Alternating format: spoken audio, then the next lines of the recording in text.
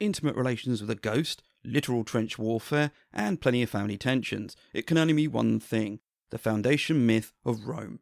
What have the Romans ever done for us?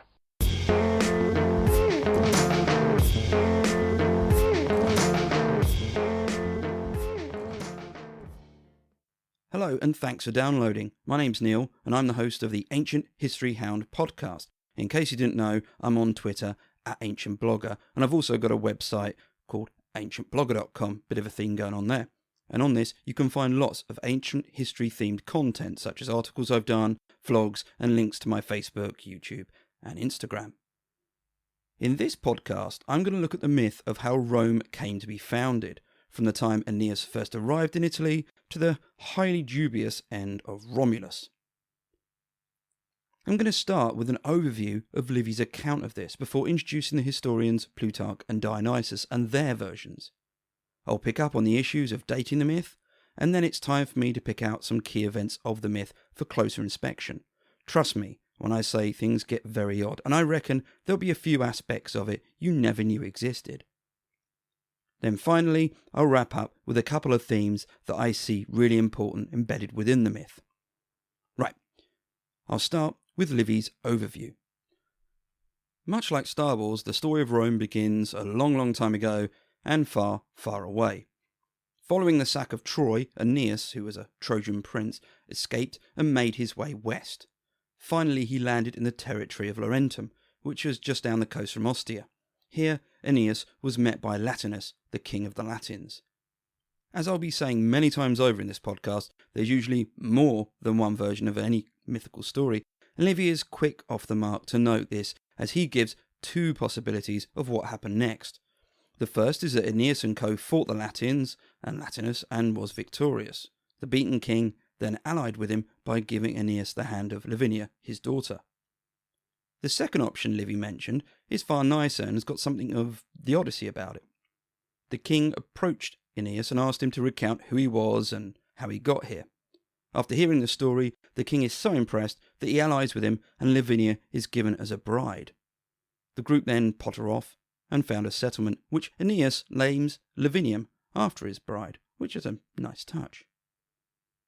The married couple soon experience the pitter-patter of tiny feet when Ascanius is born to them, though any ideas of a peaceful life are shaken when Turnus, a prince of the Rutuli tribe, declares war on both Trojans and the Latins. Livy concluded that this was due to the political fallout of Aeneas marrying Lavinia, as Turnus was initially betrothed to her. Turnus is defeated by Aeneas and so heads to an Etruscan king called Mezentius, where he is received and backed. Etruria was a region to the north of Rome, sort of modern-day Tuscany. It was by no means a unified body, but a collection of cities, a bit like ancient Greece. Back to Aeneas, but only for a short time, as the second battle against Turnus and the Etruscans was a victory for Aeneas, but one he paid a high price for as he died in it. Ascanius was too young to rule, and Lavinia stepped in to act as a regent, though by the time he came of age, the settlement of Lavinium had grown, and following the footsteps of his father, Ascanius left to found a new settlement called Alba Longa. At this point in his narrative, Livy goes a bit Tolkien, as he retells this with the generations of kings who followed Ascanius. And this is because there are a few centuries to cover between the sack of Troy, and thus when Aeneas turned up, and the traditional date of Rome's foundation in 753 BCE. Ascanius was followed by Aeneas Silvus. The surname, or cognomen here, means born in the woods, and this became one which the kings of Alba kept. Next up was Latinus, presumably named after his ancestor. Then came Alba, Attis, Capys, Capitus, and Tiberinus. His fame was to die crossing a river, previously called the Albula, which took his name and was called the Tiber. After Tiberinus there was Agrippa, and then Romulus Silvus, but no, not that Romulus, as this one was killed by lightning. Then came Aventius, who was buried on a hill which took his name. Procas succeeded him, and he had two sons, Numitor and Amulius. Numitor was the eldest of the two, and so was next in line to rule. However, Amulius drove him out and seized power. To add injury to insult, he killed the sons of Numitor and made his daughter Rhea into a priestess. The aim of this was to prevent Rhea having children. Livy referred to her as a Vestal Virgin, and these were bound by a vow of chastity. This very social form of contraception wasn't particularly effective, and Rhea soon fell pregnant with twins, the father being Mars, god of war. Livy raised the proverbial eyebrow on this one, and he commented that this may not have been the case, and instead it was a bit of a ruse to excuse Rhea's condition. And this is a good example of Livy not being afraid to call out aspects of the myth which he's just not buying into. The fate of Rhea and her twin sons is not particularly anything you'd be surprised by. She's imprisoned, and the twins are left by the Tiber, which was flooding at the time. The practice of infanticide was common in antiquity. I mentioned it in my podcast on Spartan women, but it was a horrible part of both Greek and Roman culture. However, in this instance, they were both saved in part by the receding waters and the appearance of a she-wolf who nursed and suckled the pair. This Disney-esque scene was happened upon by Faustulus, a shepherd, and he took the boys into his hut, where they were looked after by himself and his wife Laurentia. Again, though, Livy chimes in and is quick to interject and notes that there may be some confusion here, because the Latin for she-wolf was also a nickname for prostitutes, so it's possible that Laurentia was a local sex worker. If this was a film, we'd now have our first montage. Picture Romulus and Remus growing into young men by engaging in manly tasks in and around the farm, including a comic moment or two. As they grew older, the twins started to pursue a Robin Hood-style existence by taking on the local bandits and robbers of the area and sharing the spoils. Eventually, Remus was caught by the bandits and handed to Numitor, and the result was Numitor's eventual realization of who Remus was. In tandem with this, Faustulus tells Romulus who he really was. It's a condensed version of the recognition scene, which is common particularly in Greek myth. The twins manage to team up and with some shepherds ambush Amulius and kill him. Numitor then emerges and explains what's happened to the populace, including what crimes Amulius had committed, so it's all neatly tied up. But this means that Numitor was now in charge of Alba, leaving the twins with little to do. As ever, a sudden surge of wanderlust appears, and the two leave to found a new city on the spot where they'd been left to drown, which I suppose is a bit macabre, but their choice. The two brothers soon quarrel over who should be in charge, and as they were twins, there wasn't really the option of it being the eldest. Instead, Romulus heads to the Palatine Hill, and Remus the Avetine. The method of deciding who would take charge required auspices, that is to say, a divine sign. The sign Remus received was 6 vultures, but Romulus saw 12, and was thus given command. It's possibly the earliest fallout involving a tweet, as relations between the two brothers got worse, and this led to Remus being killed by Romulus. You're possibly more familiar with the death as a result of Romulus hitting Remus with a spade or a shovel. Yet Livy also wrote that Remus died as a result of a clash of his supporters and those of Romulus, and this invites us to consider whether there had been rival parties and therefore dual leadership in the lead-up to this event. With Romulus solely in charge, he became our first king of the newly founded Rome. His first 2 acts involved fortifying the Palatine Hill and making a sacrifice, and Livy noted that this was in the Greek style. This is an important aspect which I'll come to right at the end. Romulus' next act was to embrace the foreign element further. He made Rome an asylum for anyone looking for a fresh start, and so slaves, freeborn men and exiles and all sorts joined this fledgling city. We come to another cornerstone of the foundation myth, the rape of the Sabine women. Initially, Romulus had contacted the nearby tribes and asked for the right to intermarry with their women, but was refused. The abduction of women would take place at a festival arranged by Romulus, who invited the nearby tribes to join them. At a signal, the Roman men seized the women who had attended and dragged them off. This had obvious consequences. The other tribes whose women had also been taken responded by small raids, but ultimately were defeated by Romulus. The Sabines, however, were a different affair, and Livy marked them down as far, far more dangerous. Their king, Titus Tatius, which sounds a bit like a Marvel supervillain, was successful in taking the Roman citadel. The forces of Rome and the Sabines slugged it out in what is now the Forum. It was as if they were fighting to a standstill, but the battle was interrupted by the Sabine women, who ran between the forces and pleaded that they should stop fighting. This was successful, and the Sabines were absorbed into Rome. Tatius now ruled along with Romulus, which I suppose made him the unofficial second king of Rome. And Livy wrote that Tatius was murdered at a riot sometime later.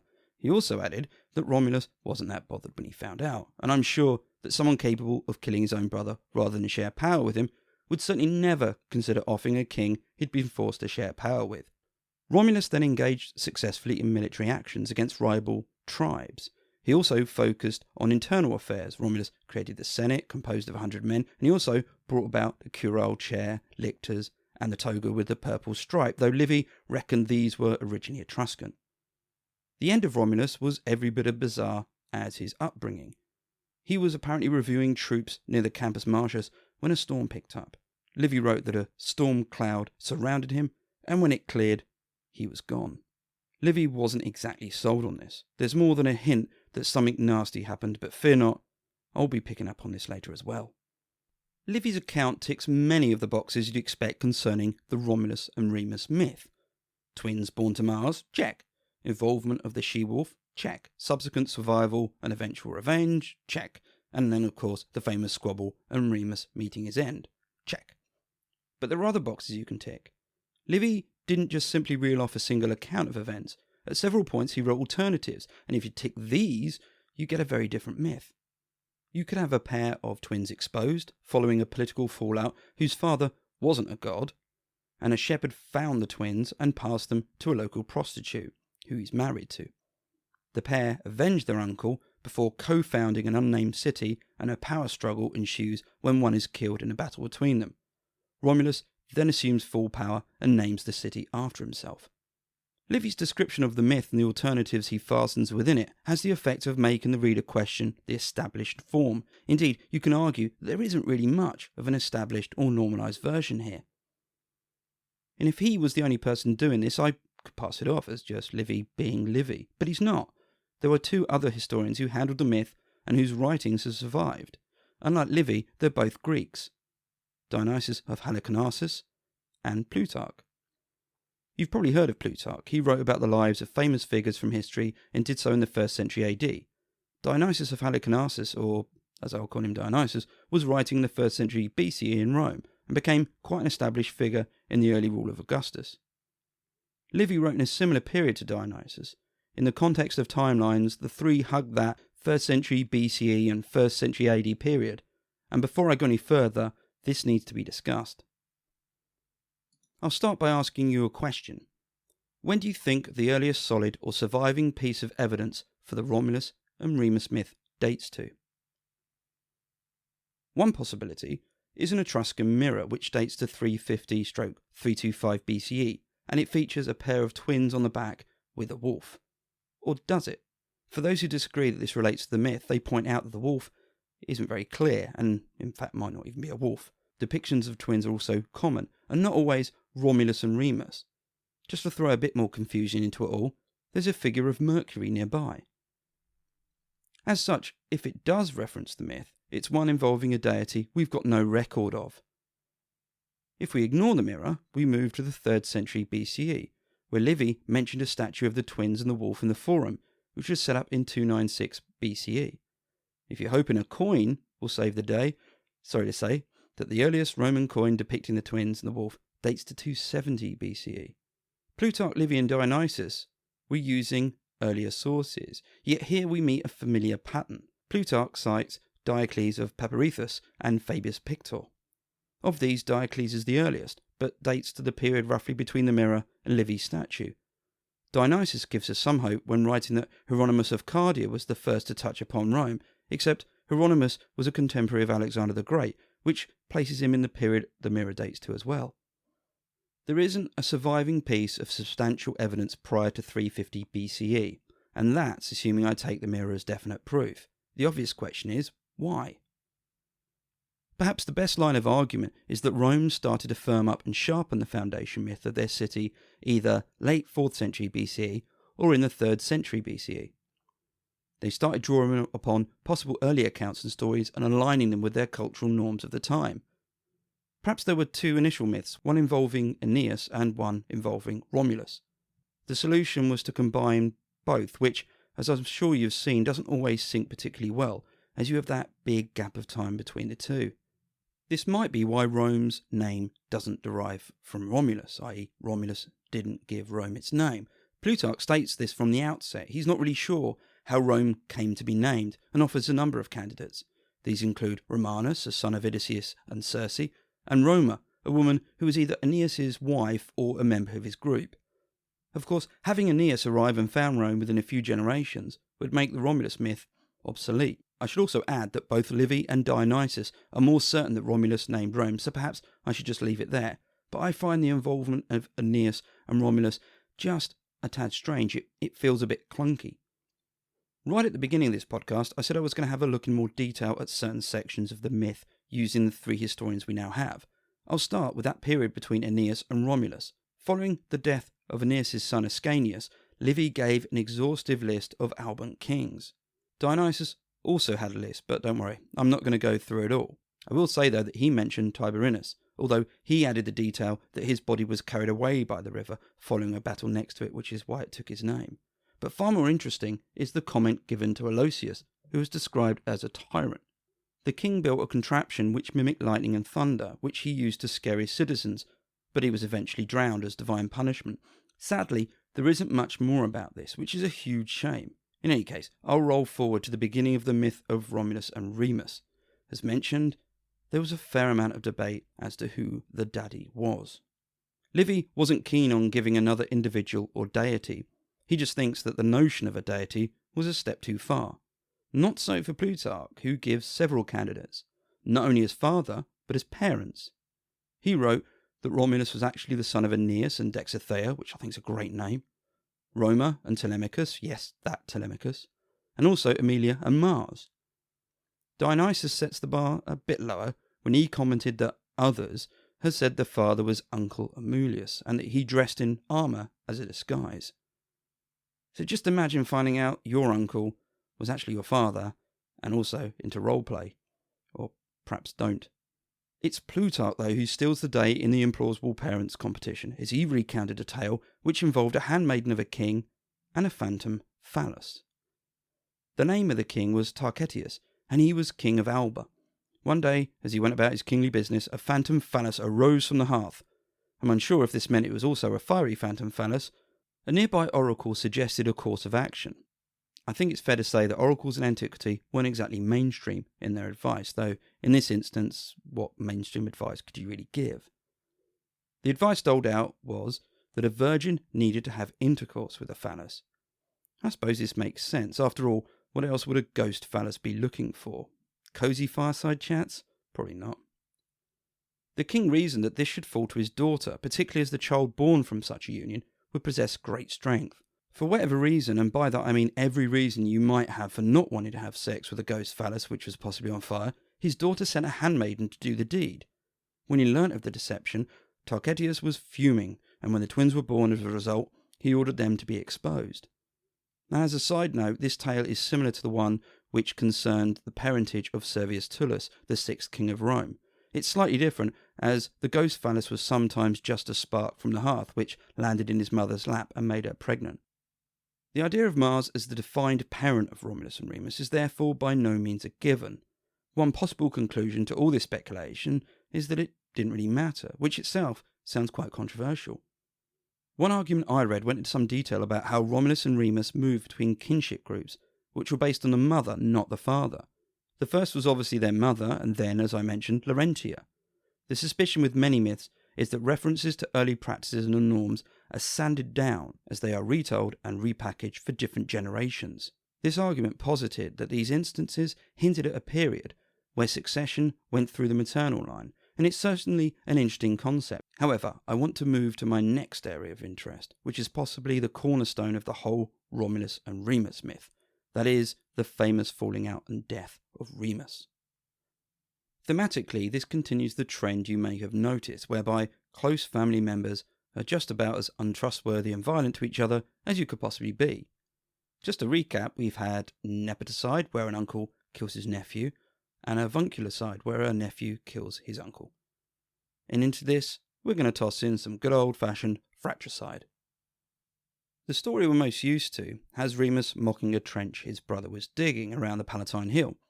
Romulus retorts with that favourite Tom and Jerry routine, a shovel to the face. But it does seem yet another bizarre detail. Why was Romulus so offended, and what was Remus doing exactly? For what it's worth, I see a fair amount of symbolism at play here. The walls of Rome were sacred spaces. The word pomerium relates to the space either side of the walls, which were considered sacred, and which marked out a section of the city which was bound by certain laws. For example, you couldn't carry weapons within the Pomerium in Rome. I'm unsure if the ditch itself was the Pomerium, as it's normally associated with a line ploughed by Romulus after the walls were built, and thus after the death of Remus. However, I think we can be comfortable with the notion that the walls, and therefore the foundations, had some symbolic and perhaps religious importance. Jumping and mocking them wasn't something to be taken lightly. Livy's primary account of the death of Remus results from an altercation between the followers of either twin. That is to say, this occurred out of political rivalry. To extend this further, it's possible to argue that the naming of Rome and bird spotting was a way of finally determining who would lead the city. Romulus's win was challenged, which isn't surprising. It's inferred in other accounts that he cheated.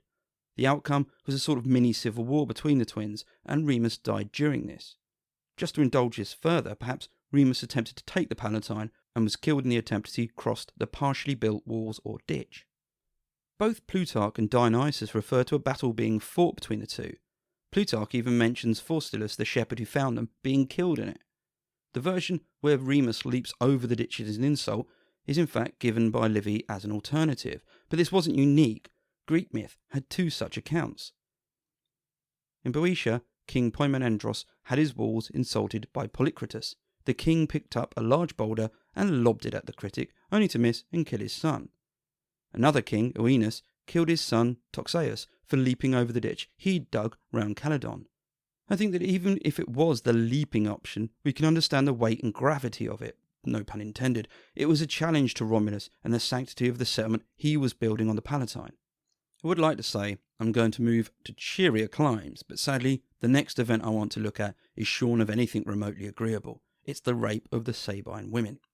The event occurred at a festival held by Romulus after he'd pleaded to the local tribes for marriage permissions. And it's worth understanding why Romulus might have been refused by the local tribes. For a start, there was the fact that Rome was a rival, so why exactly would you help a rival city that had been expanding and might end up competing with your own? Consider also that some of the men in Rome may have been those of the tribe who'd absconded or been exiled from it. By allowing them to marry back into your tribe, you might be in danger of causing a negative reaction, possibly leading to your leadership being undermined or challenged. Dionysus frames the sorry episode with about as much positive spin as he can muster. In his account, Romulus consulted Numitor, the newly created Senate, about his plan, and he even made a sacrifice ahead of it. It feels as if he wanted to ensure everyone, even the gods, were in on this act, so no one could blame him retrospectively. The irony is that by doing all of this, what was a secret plan risked being thrown into the open and known to all. Yet, I suspect Dionysus was happy to dent his narrative just to make Romulus look as faultless as possible. The consensus amongst the three historians was that the women to be abducted would be unmarried maidens, and the exact number taken differs in each account. Dionysus counted 683 maidens, Plutarch wrote the far smaller number of 30, and also includes numbers given by other figures. Valerius Antius had apparently given 527, and Juba had also given a number of 683. There's obviously quite a difference here, and I suppose, well, it's just speculation. However, Plutarch did include a comment about the incident and how it became embodied into the customs of Rome, in that a bride was carried across the threshold by the groom. And I think that's still a tradition today, but I have no idea whether or not it's linked back to the Roman tradition, and that if you know, perhaps you can tweet me. I should also acknowledge this act, or the symbolism of capture in marriage. It was certainly evident in Greek marriage, and if you listen to my podcast on Spartan women, I spoke about the marriage ceremony in part 2, and one such ritual involved women being grabbed by men in a dark room at random. The incident involving the Sabine women can also be used to inform the earlier points I made concerning when the myth of Rome's foundation was shaped. In the 290s BCE, Rome absorbed the Sabines and their lands, and it's possible to point to the addition of this myth as being something used to explain how the Sabines had been accommodated into Rome, and the technique was to retrospectively place it deep in Rome's past. Perhaps in the 3rd century BCE it was folded into the myth. I can't say for sure, but it's certainly a possibility. Thus far, Romulus doesn't come across particularly well, but worry not, because I know what will cheer you up, hearing about how he died. Romulus's death is party to the sort of random stories and contradicting accounts we have become used to and are grateful for. We'll start with the first, less believable option, namely that Romulus was out one day and a storm engulfed him and he was taken to heaven. On the likely scale of things, it seems about as believable as twin babies being found by a wolf and reared. The more likely story is heavily hinted at by the three historians, namely that Romulus was killed by the senators. Livy mentioned just prior to the death that Romulus was loved more by the people than the Senate. Dionysus is a bit more detailed. As well as giving a range of possibilities, he gives prominence to a fallout with the Senate, as Romulus was acting as a bit of a tyrant and not behaving well. Given that he killed his brother, a king he'd held rule with, and had organised a mass kidnapping, he might not need to sit down to digest that kind of insight. Plutarch agrees with Dionysus and suspected that it was because Romulus had defied the Senate's wishes over land allocation, a not unfamiliar topic in the late Republic and early imperial period. This presented the newly founded Rome with a huge challenge, and thankfully both Livy and Plutarch have Julius Proculus to save the day and avoid any internal consequence. Julius was a noted noble and apparently trusted. It was to him that Romulus appeared following his disappearance. Romulus assured Julius he was fine and had merely been taken to heaven. Julius duly recounted this to the people and the Senate, which seems to have had the desired effect of soothing any discontent. I wonder, as an aside, if this led to any kind of random sightings of him afterwards, in the same way people used to see Elvis everywhere, particularly at airports, and apparently even in the background in a scene from Home Alone.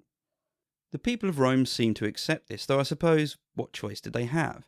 If you enter the bubble of the myth, you have the option of rioting and perhaps some form of civil war, but why would you risk this, especially given the rival tribes near Rome who would happily pounce on a weakened city? The three historians all foster the sense that the people of Rome weren't particularly happy, and that though they accepted the story, they didn't much believe it. Luckily, Plutarch reported an anecdote which gives us a window into how contemporary Romans viewed the myth. In his book on Pompey, Plutarch recalled a moment where the famous general was told that if he tried to emulate Romulus, he would end up like him. The threat can be understood as either disappearing or being cut to pieces by the Senate, which is one version of Romulus's death. Did this mean then that the death of Romulus was a sort of byword for political assassinations? What is crucial is that this anecdote had to resonate with its readers, and if it generally did occur, it's proof that it was a recognised cultural reference. Plutarch's account of the death of Romulus also mentioned an eclipse, and this set my historical juices going. I know that this reference might be a later invention, celestial events after all often associated with important births and deaths, but I took the bait and visited the NASA website which stores historical eclipses. And if you're interested in this sort of thing, I did an article on my ancientblogger.com website in which I investigate some of the famous eclipses of antiquity. Dionysus and Plutarch both gave Romulus's reign of about 38 years, which means I wanted to find an eclipse around 716 BCE, which could be visible from Rome. I did find one which occurred in 710 BCE. It started at 8:41 in the morning and lasted until 11 in the morning. I should add that this was the total time of the eclipse, not the period of totality where it's dark. And it's plausible that an earlier death of Romulus myth had an eclipse associated with it. Obviously, what makes this even more tenuous is there's some 400 years between the foundation of Rome and any real reference to the myth of its foundation. And with that last, if not somewhat enjoyable tangent, I want to sum up and conclude on two main themes. The first isn't surprising, it's violence. Killings, brutality and conflict and general nastiness is in place the moment Aeneas lands. It's both internal and external. As much of the time, family members are happily disposing of each other. Plutarch, Dionysus and Livy might have understood this theme within the events of their lifetimes. The 1st century BCE and parts of the 1st century AD involved violent struggles between political classes and the wider people of Rome. Here then is a myth which resonates well. Romulus fighting Remus is echoed in the civil wars of Rome, where, metaphorically, brothers fought brothers, and perhaps literally they did so as well. A foundation myth which delivers a period of glory after these struggles maps well and could be used politically. In a way, Rome was destined to always be a place where internal struggles were violent and brutal. Did the myth then somehow act as a valve for this and some way normalise it? I don't know, but surely it can't be coincidental for Rome to have formed a myth about itself which involves heightened political violence around the same time when heightened political violence was a regular occurrence. The second theme sits in stark contrast to this. Rome was a place which welcomed and encouraged foreigners. Aeneas is the obvious starter in this regard. He is, after all, a man fleeing Troy and wanting a new life. He's a refugee. Romulus founded a city and imported Etruscan and Greek influences. In that sense, it incorporated both new peoples and existing cultures. Military successes are reported, as you would expect, but often the detail following informs of more people and lands being added into the city. It's perhaps easy to see how unusual this type of foundation myth is by placing it next to some Greek ones. Athens was fiercely proud that its people literally sprang from the earth, and the term for this is autochthonic. Several Greek peoples and cities claim this type of origin. In a wonderful piece of foundation myth rivalry and snidiness, Livy commented that many of those who claimed to be born from the soil were in fact recruited into new cities in the same way that Romulus had. Much like how the theme of violence had traction with the times of Plutarch, Livy and Dionysus, the idea of Rome being somewhere you could go and start anew wasn't lost. In their recent times, people had come to make their names at Rome from outside of it. The likes of Cicero, Marius and Pompey weren't born in Rome. In the imperial period, the emperors Claudius, Trajan and Hadrian were born far from it. Mixing the new with the old wasn't always that easy though. Julius Caesar caused uproar when he promoted a couple of Gauls to the Senate, and of course it's very easy to associate Rome with that sort of snobbery and elitism. It's undoubtedly a fascinating myth, one I see as inherently interesting because all the elements within it that have been folded in don't quite line up just right, and these can be looked into and considered. It's the faults, it's the things that don't quite add up which make it so interesting. And hey, it also had a ghost phallus, which in many ways is reason enough to do an episode in it on its own. And on that cheery point, I think I'll leave it. I hope you've enjoyed this episode. Thanks again for listening. And if you're doing so via iTunes, please leave a review. I just need a few more and I might get featured on a search engine and that kind of thing. It really helps this podcast get some visibility. If you want to say hi, give feedback on this episode or anything relating to ancient history, pop by Twitter. I'm @ancientblogger, or visit my ancientblogger.com website for other stuff. Till next time, keep safe and stay well.